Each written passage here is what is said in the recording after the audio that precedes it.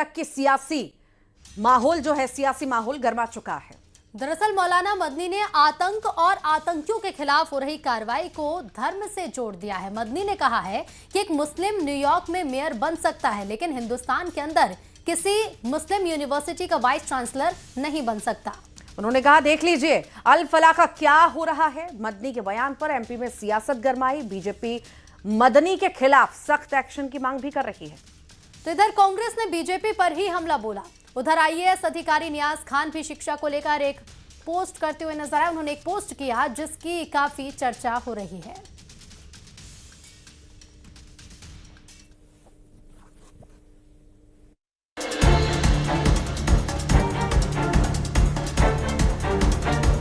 आतंक और आतंकियों पर हो रही कार्रवाई को लेकर देश में एक नई बहस छिड़ गई है। जमीयत उलमा ए हिंद के प्रमुख अरशद मदनी ने एक बार फिर से मुस्लिम एंगल वाला कार्ड खेला है। उन्होंने दिल्ली ब्लास्ट के बाद अल फलाह यूनिवर्सिटी पर हुई कार्रवाई को धर्म से जोड़ दिया। आज दुनिया ये समझती है कि मुसलमान अपाहज हो गया, खत्म हो गया, बांझ हो गया। मैं नहीं समझता हूँ ये बात। क्या बात है कि आज दुनिया का मुसलमान एक आदमी न्यूयॉर्क का मेयर बन सकता है। ममदानी लंदन के अंदर मेयर बन सकता है एक खान। हिंदुस्तान के अंदर किसी मुस्लिम यूनिवर्सिटी का कोई आदमी वाइस चांसलर नहीं बन सकता, और अगर बनेगा तो आजम खां की तरह जेल के अंदर जाएगा, इकबाल की तरह औलाद जेल में डाल दी जाएगी। आज देख लीजिए अल फलाह का क्या हो रहा है।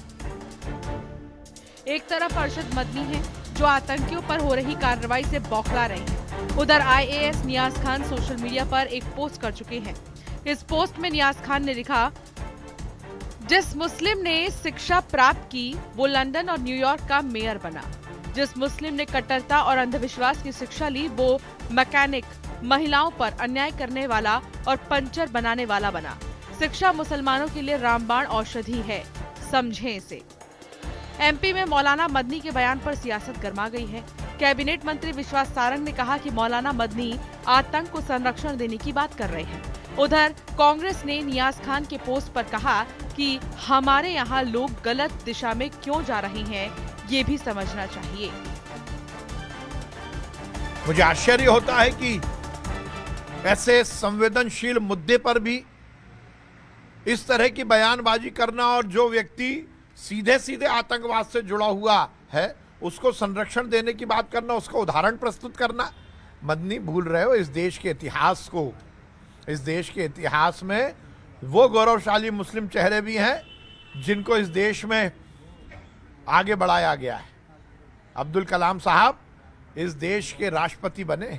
देखिए, मुझे ऐसा लगता है कि किसी भी धर्म का कोई भी व्यक्ति हो, वो पढ़ाई लिखाई करेगा तो ऑब्वियस सी बात है कि वो आगे जाएगा, अपने लिए अच्छा काम करेगा, समाज के लिए अच्छा काम करेगा, देश के लिए अच्छा काम करेगा। और जो नहीं पढ़ पाता है उसके साथ बहुत दिक्कतें होती हैं। ये समस्या हमारे मध्य भारत में भी है। आप दक्षिण भारत में देखेंगे, वहाँ पढ़ाई लिखाई का स्तर बहुत आगे है, तो वहाँ पर उस तरीके से लोग सर्वाइव करते हैं, और मध्य भारत में ये स्थिति है। जो पढ़ेगा वो कुछ न कुछ बनेगा, और जो कट्टरता और अंधविश्वास की शिक्षा लेगा वो गलत काम करेगा। इसलिए शिक्षा ही लोगों की दशा और दिशा तय करेगा, और इसमें कोई धर्म के हिसाब से भेदभाव नहीं करेगा। Bureau report, news 18। और आईएएस नियाज खान के पोस्ट पर विवाद भी शुरू हो गया है। पोस्ट पर मुस्लिम स्कॉलर भड़क गए हैं। मुस्लिम स्कॉलर जमशेद आलम ने नियाज खान पर निशाना साधते हुए कहा है कि माता पिता को ओल्ड एज होम नहीं भेज रहे हैं। साथ ही उन्होंने कहा कि पंचर बनाकर मुस्लिम ने तरक्की की है। नियाज खान बेरोजगारों की चिंता करें। साथ में बहुत सारे लोग हो गए हैं, उनमें से ये भी शायद एक हो सकते हैं। उनको ये बता दूं कि पंचर बना करके अपने बच्चों को पढ़ा लिखा करके आज जो देश के मुसलमानों ने तरक्की की है, आज पूरे देश के बेरोजगारों से आप पकोड़े तलवा रहे हो। देश में अशिक्षित बेरोजगार मुस्लिम परिवारों के बच्चे अपने माँ बाप को ओल्ड होम नहीं पहुंचाते जैसे दूसरे लोग पहुंचा रहे हैं। ओल्ड होम कौन जाते हैं आपको पता है? पंचर और मजदूरी करके परिवार की पूरी जिम्मेदारी निभाते हैं। पढ़ा लिखा करके एपीजे अब्दुल कलाम बन जाते हैं। ये नियाज खान साहब को बता दीजिए। और इधर रक्षा मंत्री राजनाथ सिंह ने पाकिस्तान के सिंध पर बड़ा बयान दिया है। उन्होंने कहा है कि क्या पता कल सिंध भारत में फिर वापस आ जाए, बॉर्डर कभी भी बदल सकता है। राजनाथ सिंह ये बड़ा बयान दे रहे हैं। इसके साथ ही उन्होंने कहा है कि सभ्यता के हिसाब से सिंध हमेशा भारत का हिस्सा रहा है। रक्षा मंत्री राजनाथ सिंह ने पाकिस्तान के सिंध को लेकर ये बड़ा बयान दिया।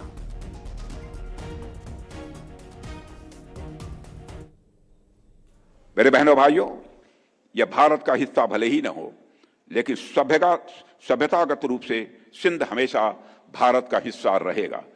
और जहां तक जमीन की बात है तो बॉर्डर्स तो बदल सकते हैं, क्या पता कल को सिंध भारत में फिर से वापस आ जाए। और अब बात करते हैं मौलाना मदनी के बयान की, जिस बयान से एमपी से लेकर दिल्ली तक की सियासी माहौल जो है, सियासी माहौल गर्मा चुका है। दरअसल मौलाना मदनी ने आतंक और आतंकियों के खिलाफ हो रही कार्रवाई को धर्म से जोड़ दिया है। मदनी ने कहा है कि एक मुस्लिम न्यूयॉर्क में मेयर बन सकता है, लेकिन हिंदुस्तान के अंदर किसी मुस्लिम यूनिवर्सिटी का वाइस चांसलर नहीं बन सकता। उन्होंने कहा, देख लीजिए अल फलाह का क्या हो रहा है। मदनी के बयान पर एमपी में सियासत गरमाई। बीजेपी मदनी के खिलाफ सख्त एक्शन की मांग भी कर रही है। तो इधर कांग्रेस ने बीजेपी पर ही हमला बोला। उधर आईएएस अधिकारी नियाज खान भी शिक्षा को लेकर एक पोस्ट करते हुए नजर आए। उन्होंने एक पोस्ट किया जिसकी काफी चर्चा हो रही है।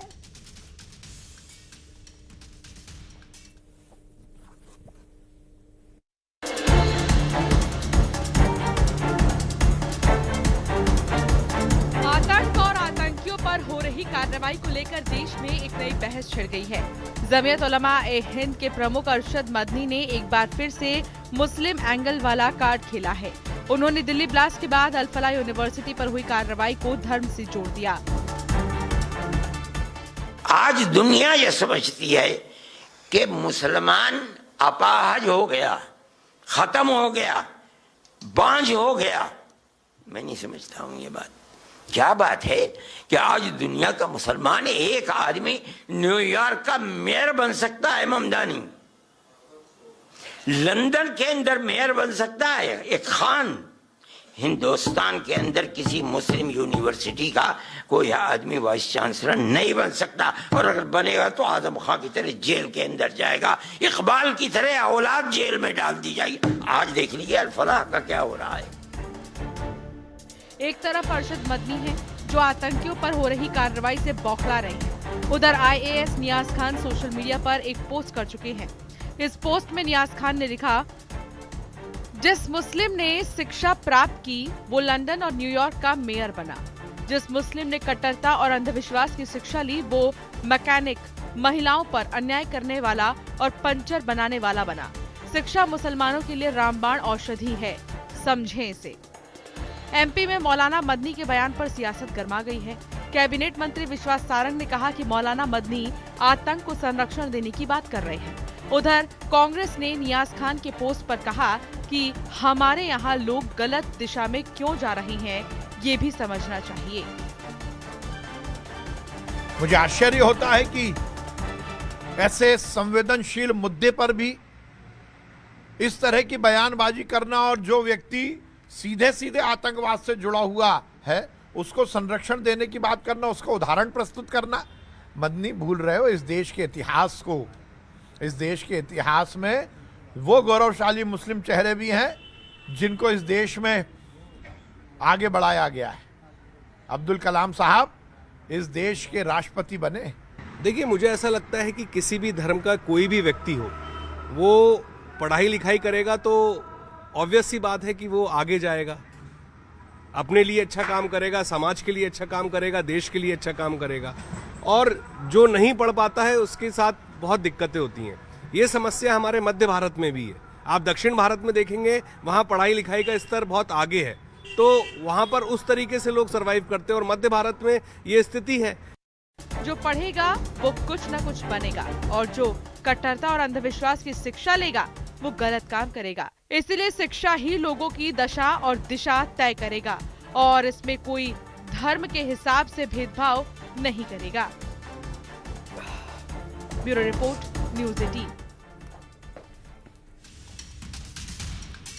और आईएएस नियाज खान के पोस्ट पर विवाद भी शुरू हो गया है।